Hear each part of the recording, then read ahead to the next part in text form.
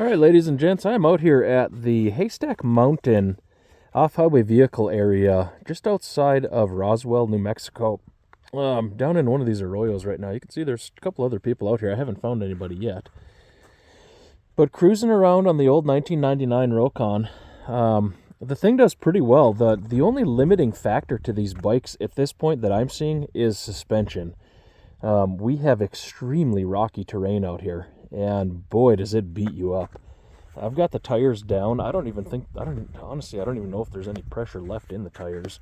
There might be like 1 pound front and back, but I'm just kind of, it's not struggling by any means, but it's just really rough on the body. I don't know if there's something else I can do differently to set this up. I know these shocks that are on the seat area are pretty poor.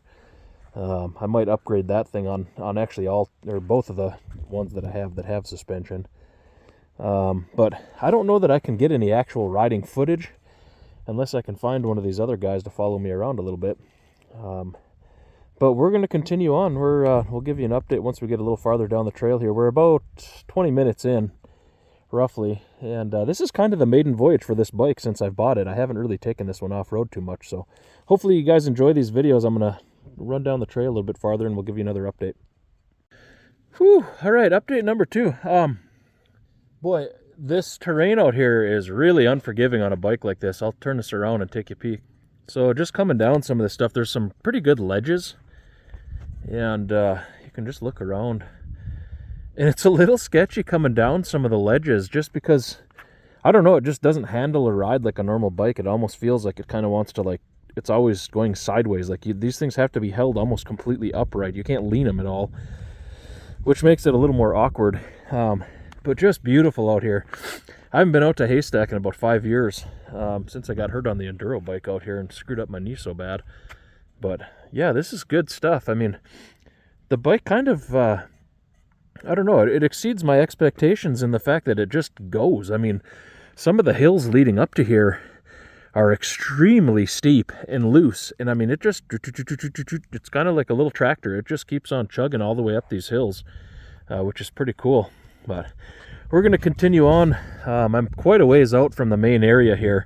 And again, this was kind of the shakedown run of this bike. I don't want to get too far out here and end up broke down somewhere and having to push it because it's a long way back to have to push it. But so far, it seems like she's handling it really, really well. So, all right, ladies and gents. So we just got back to the camp deal here with the bike. I have to say, so this thing is pretty much like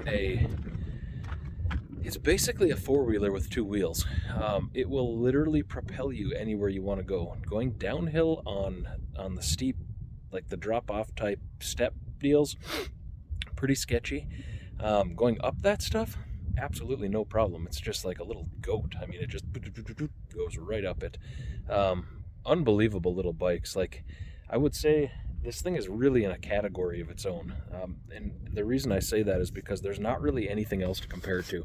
I've ridden every type of bike out there, from trials, any type of dirt bikes, rally bikes, all this stuff, four-wheelers, side-by-sides. This thing is really its own personality. It's very, very slow. You're not going to get anywhere fast. Honestly, I have to say the limitations are not on the bike, it's on the rider itself. When you're riding one of these motorcycles, you can't go fast. And number one, they don't go very fast, but the limiting factor is the fact that there's no suspension. Like, no suspension is just a combination for you're going to get bounced off the damn thing. So, you basically, you ride it slow, you have to take it slow. This video is more or less like trying to show you guys like an introduction to these bikes, because I'm totally new to them as well. I've ridden a lot of motorcycles, but I've never ridden anything like a Rokon. Like I said, I don't think you'd be disappointed in it. I mean, if you're looking for something that's going to get you to where you want to go very reliably, and the reason I say, and the reason I think everybody else says they're so reliable, is the fact that it doesn't really go fast enough to brake. I can't really see any situations where, I mean, unless you're dumping the thing over left and right, I think this thing's going to be a really, really robust platform. If you guys have questions, if you like the videos, go ahead, like and subscribe. And I'm going to try to keep this a little bit on the shorter side. I'm going to try to come back out here tomorrow. I'll put this video out, and then I'm going to try to come back tomorrow with the bike that has the suspension on it and see if it kind of handles any differently. If it does, you know, that'll kind of give us a little, like a side-by-side comparison, sort of.